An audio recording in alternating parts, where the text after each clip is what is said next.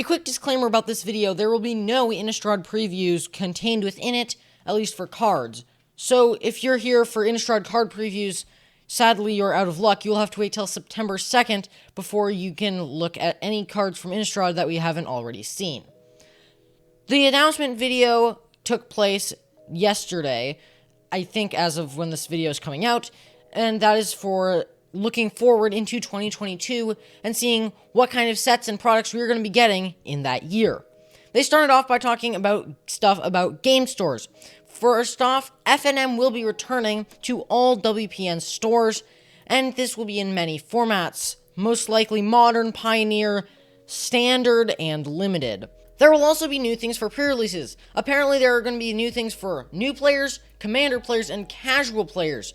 We might be getting new pre-release kit types, so maybe now you can build a Commander deck at a pre-release, which would be pretty cool.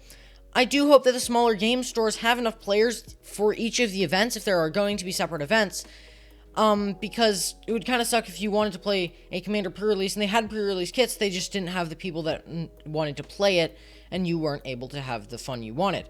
Store championships are also going to be returning, and this is going to be where the stores choose a format and it will be a tournament. The example formats that they gave in the showcase are Standard, Modern, Pioneer, and Limited, like I said earlier, for FNM. The prizes will be a foil Wormcoil engine if you win the whole thing, and a foil Collected Company for top 8, as well as a foil Arbor Elf just for showing up.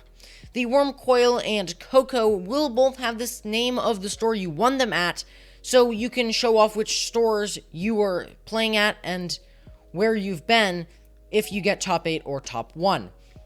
That's just winning. The last thing about game stores, they are bringing back Commander parties, which apparently are not about winning, but about storytelling. These will be taking place on October 30th. They're not about winning, so I do not care at all about these things. Winning is everything in Magic.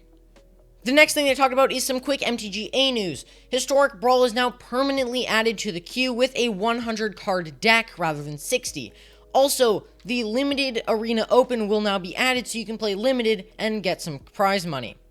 The big thing that they talked about in this announcement, however, is the upcoming sets and products for the next year. These are the sets that are going to be coming out in 2022, but before that, we also know that there is going to be a thing called Double Feature for Innistrad, and that is where they combine both Midnight Hunt and Crimson Vow into one set for Limited. Going into 2022, however, Kamigawa Neon Destiny. This is Kamigawa 2,000 years later. It is, rather than feudal Japan, it is now cyberpunk ninjas and glow stick samurais. I'm not entirely sure. New planeswalker named Kaito is going to be introduced. All we have seen is one picture of him on screen now. There's also going to be new game mechanics, so possibly ninjutsu will not be coming back, though maybe we'll get 2 new mechanics and ninjutsu, because everyone loves ninjutsu. This will be taking place in Quarter 1. Going on to Quarter 2, we have Streets of New Capenna. This is a city ruled by crime families, and with 5 families in each of the 3 colors, this is going to be a very fun set, in my opinion. I like synergistic sets, and when there's 5 families, each with their own unique mechanic, I think there will be a lot of synergy to build around, especially in Limited. And apparently there's something to do with Elspeth on New Capenna, and that is going to be quite interesting. We'll see what happens there. In Quarter 3, we are going to be getting Dominaria United in the place of a core set. This is apparently for the 30th anniversary of Magic the Gathering, even though it came out in 1993, so 2022 is only 29 years.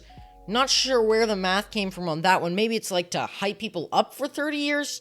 Not sure. Anyway, as you probably guessed from the title, we're going back to Dominaria, and we're just going to have a great time with a lot of the old legends that we have known for a while now.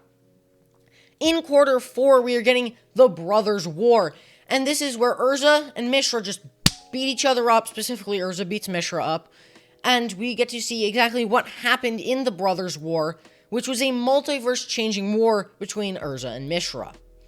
Those are the standard sets, though we are also getting a lot, and I mean a lot, of non-standard sets. Starting off, in the first half of 2022, we are getting Commander Legends Battle for Baldur's Gate. This is the D&D set kinda mixed with Commander Legends, so you're going to get a lot of D&D flavor in the Commander draft experience. This is going to be taking place flavor-wise in Baldur's Gate. Secondly, we have Unfinity, and this is a Space Carnival set, and it is also an unset, so it's not going to be Black Border, which means it's not going to be legal in Standard, Pioneer, Modern, any of these formats. It is simply for Limited. And this set is still going to be quite fun because unsets are always fun just because of all the funky things they can do when they aren't required to be played in Tournament Magic. And this will be coming out in Q2 of 2022. Thirdly, we have Double Masters 2022. They seem to be revamping a lot of sets that just didn't really get their right showing because of the pandemic. And so in the summer, we're going to be getting Double Masters 2022, which has new archetypes, new cards, but all the same 2 rare, 2 foil, 2 first draft pick gimmicks of the original Double Masters. After that, we have Jumpstart 2022, more revamped Jumpstart with new archetypes and new decks, but the same idea for the draft experience. We're also getting Warhammer 40k Commander decks, though we're not entirely sure when that's going to happen. It might be replacing the regular yearly Commander decks, so at this point, we seem to be getting Commander decks every month, so we have no clue really when these are going to be coming out. We are also getting information on a Lord of the Rings set, and this is draftable and modern and historic legal. So you're going to be playing Gandalf, if he's really good, in modern, which is interesting. I feel like a lot of these like fun flavor sets are for more casual players, and I think then that would be good in Commander, but do we really need a bunch of like fun flavor things in modern? I like modern being like basically almost like just the epitome of paper constructed magic, and with this might change that, though who knows how pushed these designs will be. This Lord of the Rings set will be coming out in 2023, so even though they have announced the IP crossover, we are not going to be getting this set for quite a long time. Now on to some products that are not sets and are not draftable, but you can still buy and give Wizards of the Coast your money. Starting off, we have Commander Collection Black. This comes in foil and non-foil, and it has Liliana Heretical Healer, Ghoul Color Gisa, Ophiomancer, Fire Extian Arena, Reanimate, Toxic Deluge, and Soul Ring. I ran out of fingers there because there's 8 cards. Oh, and Command Tower. It also comes with 1 double-sided Zombie and Snake token, so you can use that for Ghoul Color Gisa and Ophiomancer. Now, I think some of these cards are definitely playing Commander. Ophiomancer, great card. Fire Extian Arena, Reanimate, Toxic Deluge, all very highly played. Soul Ring and Command Tower are also played, though we already got these in Commander Collection Green, so I'm not the biggest fan of these includes.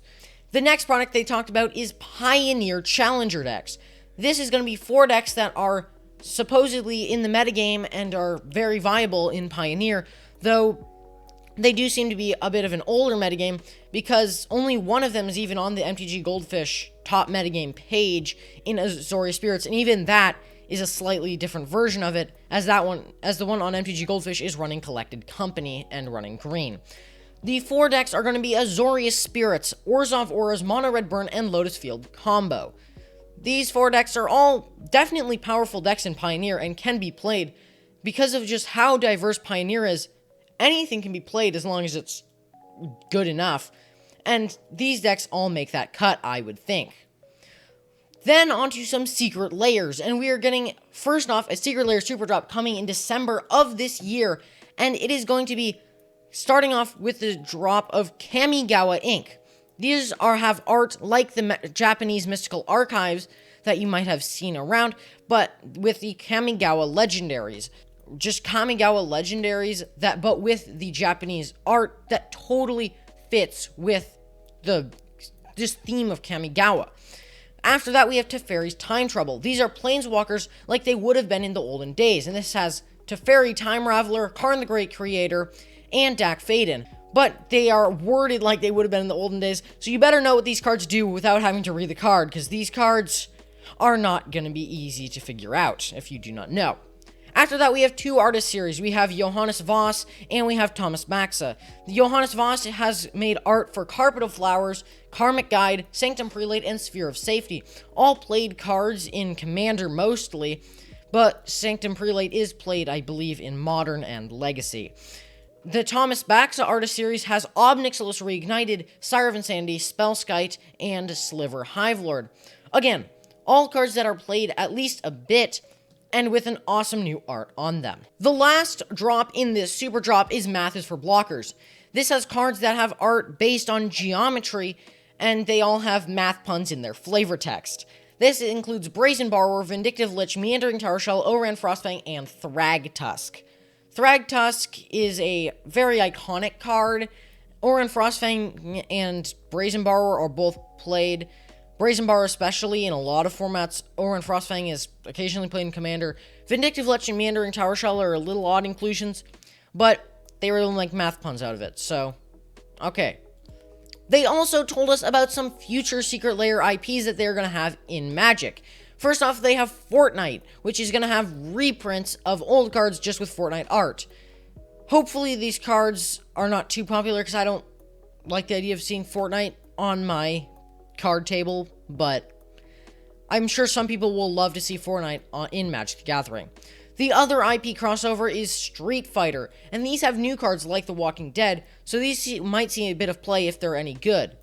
Luckily, though, Street Fighter doesn't look quite as different from Magic as The Walking Dead does, so hopefully these cards are not completely ruining just like the flavor of Magic, which honestly has been kind of falling apart recently with these sets. The last thing we heard about is the Magic animated series, and we learned about what the basic story is going to be about. It is going to be about Gideon and how he met Jace. Gideon, up until now, has been basically just kind of muscle-mind strongman, but maybe we'll see some character depth in him now. And also, we will see Jace and maybe his beginnings as a planeswalker. And this will be coming out in the second half of 2022. So, in about 9 months or so, we should be seeing the Magic the Gathering animated show, which I am totally stoked for. That is everything that they talked about in Showcase 2021, though there are a few things that were a little more like gimmicks and honestly not very interesting, so I decided not to include them here just for the sake of not making a 50-minute video. If you like this video, please like it because you like it, and subscribe to the channel so you do not miss out when I make a summary of the September 2nd overview of Innistrad Midnight Hunt. Then, if you like this video and think your friends need to know about it, share it with them. Other than that, thank you for watching, and I will see you next time.